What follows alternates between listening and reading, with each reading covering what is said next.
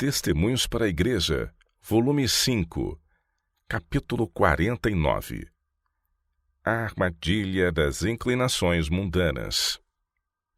Prezados irmão e irmã P., minha alma ficou profundamente pesarosa enquanto revia seu caso. Na última noite, minha mente sobrecarregou-se demasiado. Em sonhos eu estava conversando com você, irmão P. Sua separação de Deus era tão evidente e você estava tão completamente cego em relação à sua verdadeira condição que parecia que eu estava ordenando a um cego que enxergasse para tentar fazê-lo perceber sua real condição. Não me foi possível dormir desde as 3 horas da madrugada e estive pleiteando com Deus por uma grande medida de seu espírito. Inquiri repetidamente: quem é competente para estas coisas? Não quis repousar enquanto não me fosse dada luz da parte de Deus. Eu precisava falar e, contudo, tremia, receando que a mensagem fosse rejeitada e as pessoas a quem ela era dirigida fossem envolvidas em escuridão mais densa do que antes de a luz lhe ser dada. Eu precisava estar intimamente ligada a Jesus. Pus minha mão na sua, com fervente oração. Conduze-me, guia-me. Eu não tenho sabedoria para caminhar sozinha. Jesus me pareceu muito próximo e fui profundamente impressionada com o pensamento de que ele estava prestes a fazer uma obra especial por seu povo, particularmente por aqueles que trabalham por palavra e doutrina. Ele está disposto a ajudá-los se vocês receberem o auxílio do modo apontado por Cristo. Mas não posso dizer-lhes uma palavra de encorajamento enquanto os irmãos permanecerem em sua atual condição. As palavras de Cristo aos fariseus, e não quereis vir a mim para terdes vida, João 5,40, são aplicáveis aos irmãos. Gostaria de poder fazer algo para auxiliá-los, mas enquanto vocês estiverem no caminho mundano em que se colocaram, o que lhes pode ser feito? Vocês amam o mundo, e o mundo os ama, porque no que tange à piedade prática, não há separação entre os irmãos e os mundanos. Aos olhos do mundo vocês são agradáveis, inteligentes e bons. Eles encontram nos irmãos tudo o que lhes agrada. Então os louvam e dizem coisas agradáveis a seu respeito, exercendo assim influência para lisonjeá-los e confortá-los. Vocês, por sua vez, gabam-se e se animam em sua descuidosa indiferença aos reclamos de Deus. Vocês os estimulam ao orgulho e amor aos prazeres, pois suas ações têm dito ao pecador: tudo lhes irá bem. Misturando-se com os mundanos, seu discernimento tornou-se pervertido e os pecados que Deus aborrece são apequenados e tidos como inofensivos por vocês. Temo grandemente que, por sua justiça própria, vocês estejam erguendo ao redor de sua alma barreiras que jamais possam ser derrubadas. Os irmãos se distanciaram de Deus, não mais fazendo suas obras, não mais imbuídos de seu Santo Espírito do que os professos das igrejas nominais. Vocês não possuem senso real da santidade do sábado, e Deus não tem aceito sua observância do santo dia. Os irmãos não têm verdadeira consagração nem sincera devoção. Deus não tem sido honrado por nenhum de vocês dois. Os irmãos não o reconhecem experimentalmente. Têm andado tão longe dele que ele quase lhes é um estranho. As coisas espirituais são discernidas espiritualmente, mas vocês têm há tanto tempo cultivado gostos e hábitos mundanos que não lhes será fácil inclinar a mente na direção oposta. Vocês considerarão: este é um duro discurso, quem o poderá ouvir? Mas o mundo não pode compreender o povo de Deus. Não há qualquer harmonia entre os filhos da luz e os filhos das trevas. Paulo pergunta: e que concordância há entre Cristo e Belial? Ou que parte tem o fiel com o infiel? E que consenso tem o templo de Deus com os ídolos? Porque vós sois o templo do Deus vivente, como Deus disse: neles habitarei e entre eles andarei. Eu serei o seu Deus e eles serão o meu povo. Pelo que saí do meio deles e apartai-vos, diz o Senhor, e não toqueis nada imundo. E eu vos receberei, e eu serei para vós pai, e vós sereis para mim filhos e filhas, diz o Senhor Todo-Poderoso. 2 Coríntios capítulo 6, versos de 15 a 18. João testifica: Amados, agora somos filhos de Deus, e ainda não é manifesto o que havemos de ser, mas sabemos que quando Ele se manifestar, seremos semelhantes a Ele, porque assim como é, o veremos. E qualquer que nele tem esta esperança, purifica-se a si mesmo, como também Ele é puro. 1 João capítulo 3, versos 2 e 3. Não sabeis vós que a amizade do mundo é inimizade contra Deus? Indaga Tiago. Portanto, qualquer que quiser ser amigo do mundo, constitui-se inimigo de Deus. Tiago 4, verso 4. Jesus disse a seus discípulos: Se me amardes, guardareis os meus mandamentos. E eu rogarei ao Pai, e Ele vos dará outro Consolador, para que fique convosco para sempre. Não uma profissão da verdade, nem uma forma de piedade, mas o Espírito da verdade, que o mundo não pode receber, porque não o vê, nem o conhece. Mas vós o conheceis, porque habita convosco e estará em vós. João capítulo 14, versos de 15 a 17. Aquele que tem os meus mandamentos e os guarda, este é o que me ama. E aquele que me ama será amado de meu Pai. E eu o amarei e me manifestarei a ele.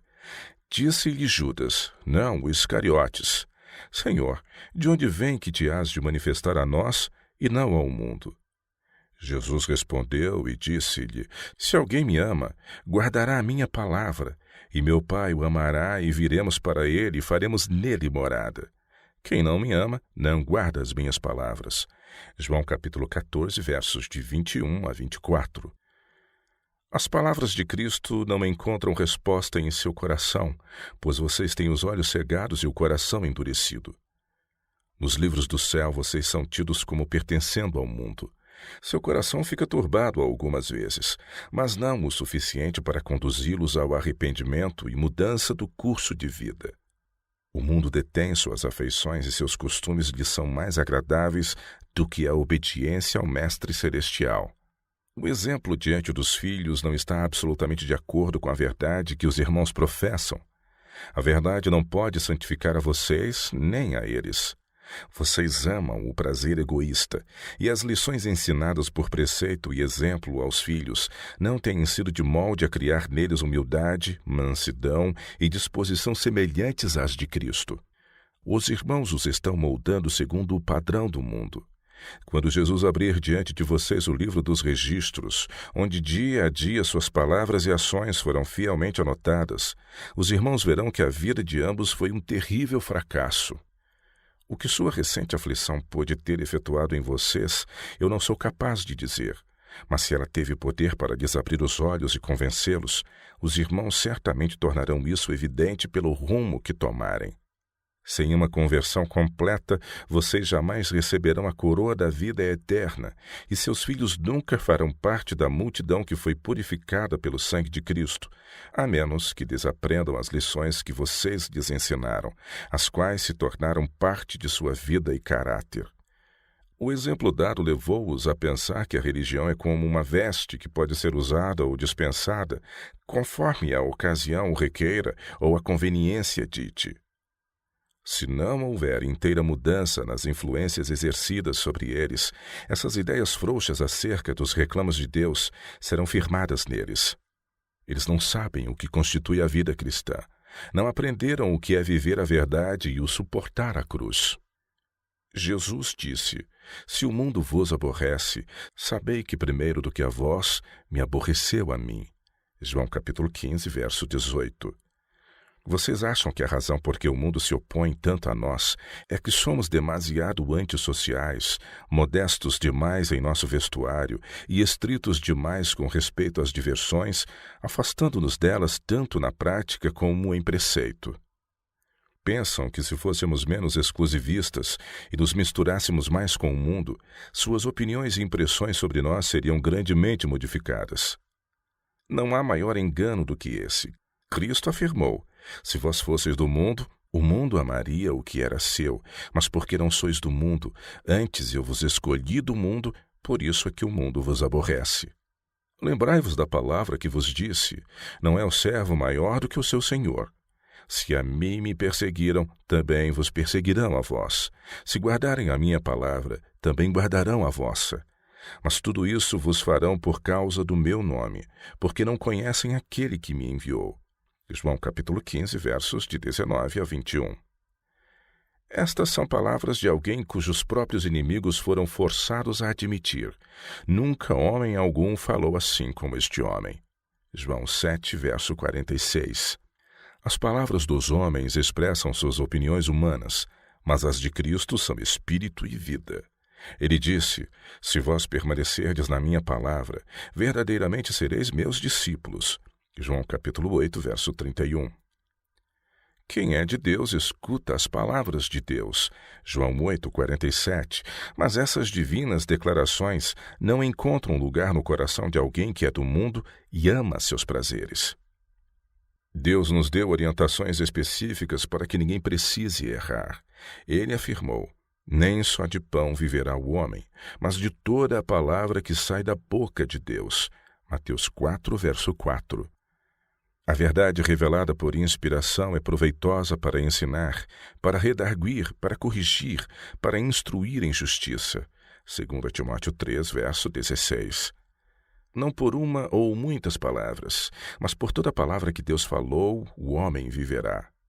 Vocês não podem desrespeitar por qualquer modo uma palavra, uma simples exigência que ele fez, por mais insignificante que ela lhes possa parecer, e estarem seguros. Qualquer, pois, que violar um destes menores mandamentos e assim ensinar aos homens, será chamado o menor do reino dos céus. Aquele, porém, que os cumprir e ensinar, será chamado grande no reino dos céus. Mateus 5, 19. Quem quer que propositadamente transgredir um mandamento não pode, em espírito e verdade, observar todos eles. Essa pessoa pode argumentar que, com exceção daquilo que entende como leve desvio, ela os observa todos. Todavia, se ela de livre e espontânea vontade transgride um só ponto, é culpada de todos. Irmão e irmã P., conquanto vocês tenham feito uma profissão de cristianismo, retiveram parte do preço. Roubaram a Deus em seu pensamento e devoção, em seus talentos e influência. Suas inclinações lhes têm sido uma armadilha. Vocês não seguiram a luz que Deus graciosamente lhes deu nos testemunhos e têm feito coisas que, se não houver arrependimento e reforma de sua parte, os excluirão do céu. Se houvessem dado ouvidos às reprovações enviadas pelo Espírito Santo, seriam agora fortes em Deus e muito mais adiantados em sua experiência cristã, tendo um registro inteiramente diverso nos livros do céu. Jesus advertiu: quem me rejeitar a mim e não receber as minhas palavras, já tem quem o julgue. A palavra que tenho pregado, essa o há de julgar no último dia. João capítulo 12, verso 48. Naquele dia, que vergonha e confusão se abaterão sobre aqueles que possuíram luz e privilégios, que tiveram a salvação ao seu alcance mediante o infinito sacrifício do Filho de Deus e, contudo, não se beneficiaram desses preciosos dons. Através de sua palavra, Deus está constantemente chamando nossa atenção para o caminho reto, elevado e glorioso do justo. Os usuários desse caminho não andam em escuridão, pois ele é iluminado pelo sol da justiça, mas vocês o têm rejeitado porque ele é muito separado do mundo. Amor próprio e ambição egoísta não podem passar pela porta estreita e andar no caminho estreito e ascendente. Ver-se-á no dia do ajuste final de contas que Deus esteve relacionado com cada pessoa individualmente. Há uma testemunha invisível de toda a ação praticada na vida. Eu sei as tuas obras, diz aquele que anda no meio dos 7 castiçais de ouro. Apocalipse capítulo 2, verso 1. Sabe-se que oportunidades foram negligenciadas e quão infatigáveis têm sido os esforços do bom pastor em buscar os que estavam errantes por caminhos tortuosos e trazê-los de volta ao trilho da segurança e da paz. Repetidamente tem Deus chamado os amantes de prazeres. Frequentemente tem feito irradiar a luz de sua palavra em seu caminho, a fim de verem o perigo em que se encontram e escaparem.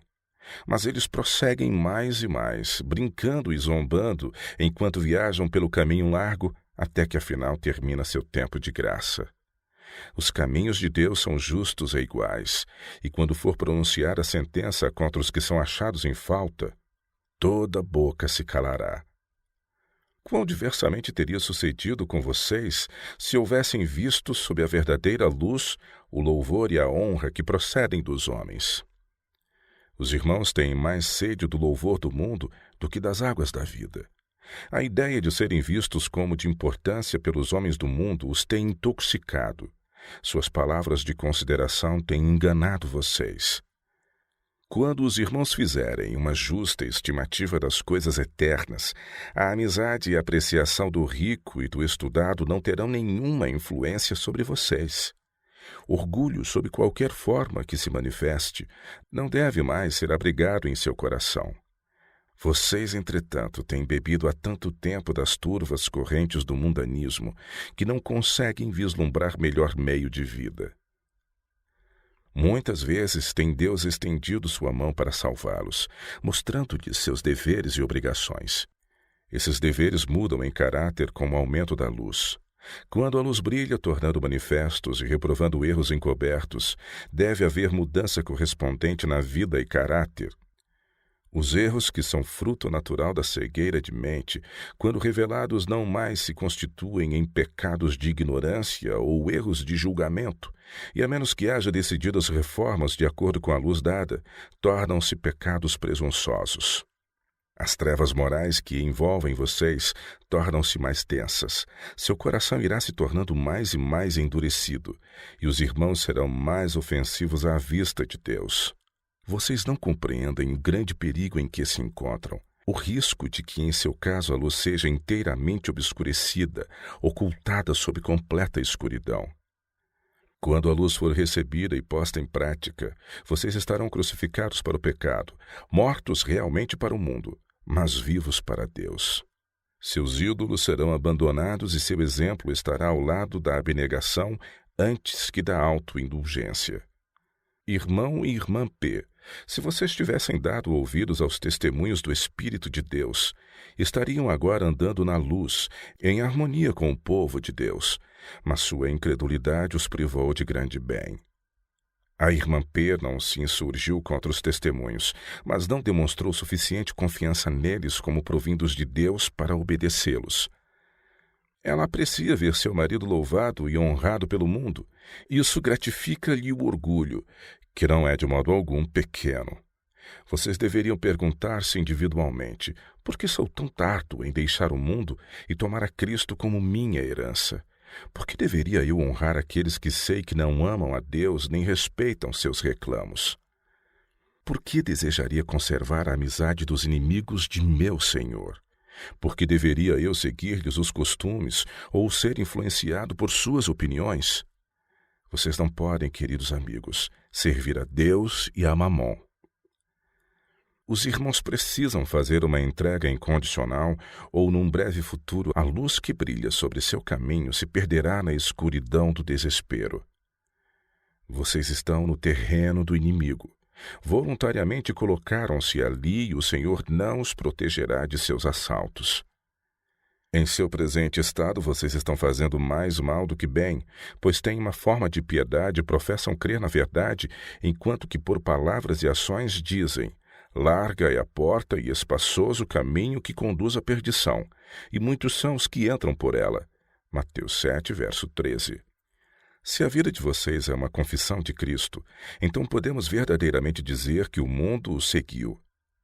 A profissão dos irmãos pode ser correta, mas porventura têm vocês humildade e amor, mansidão e consagração? E digo-vos que todo aquele que me confessar diante dos homens, por uma vida santa e piedosa conversação, também o Filho do Homem o confessará diante dos anjos de Deus. Lucas capítulo 18, verso 8. Ninguém pode confessar a Cristo a menos que tenha a mente e o Espírito de Cristo. Ele não pode comunicar aquilo que não possui. A vida diária precisa ser uma expressão do santificador poder da verdade e evidência de que Cristo está habitando na alma pela fé. Tudo o que é oposto ao fruto do Espírito ou à obra de Deus em separar seu povo do mundo é uma negação de Cristo e suas palavras são: mas quem me negar diante dos homens, será negado diante dos anjos de Deus. Lucas 12, verso 9. Podemos negar a Cristo por nossa conversação mundana e orgulho no vestuário. Os irmãos têm um círculo de amigos que são uma armadilha a vocês e a seus filhos. Vocês amam sua companhia. Pela associação com eles, vocês são levados a vestir-se e a seus filhos segundo as modas adotadas por aqueles que não temem a Deus. Assim mostram que têm amizade com o mundo. Na multidão de palavras não falta transgressão. Provérbios capítulo 10, verso 19. O relacionamento com esses amigos inclina-os a ir a seus aposentos e suplicar divino amor e graça, ou distancia sua mente de Deus. E seus queridos filhos, o que a negligência de sua parte por seus interesses eternos está lhes causando? Seu exemplo os tem incitado a precipitar-se pela vida com descuidosa presunção ou cega autoconfiança, não tendo firmes princípios religiosos a guiá-los. Eles não estão conscientes sobre o sábado ou os reclamos de Deus em qualquer respeito, não apreciam os deveres cristãos e se estão afastando mais e mais da fonte de luz, paz e alegria. Sem fé é impossível agradar a Deus, pois tudo o que não é de fé é pecado. Romanos 14, 23. A fé exigida não é uma simples aceitação de doutrinas, é a fé que opera por amor e purifica a vida. A humildade, a mansidão e a obediência não são fé, mas são os efeitos ou frutos da fé. Essas graças vocês têm ainda de obter aprendendo na escola de Cristo. Vocês não conhecem os sentimentos e princípios do céu. Sua linguagem é quase um idioma estranho para ambos. O Espírito de Deus ainda intercede em seu favor, mas tenho sérias e dolorosas dúvidas se darão ouvidos àquela voz que lhes tem estado a chamar por anos. Espero que sim, e que se volverão e viverão. Julgam ser demasiado grande sacrifício consagrar seu pobre e indigno eu a Jesus?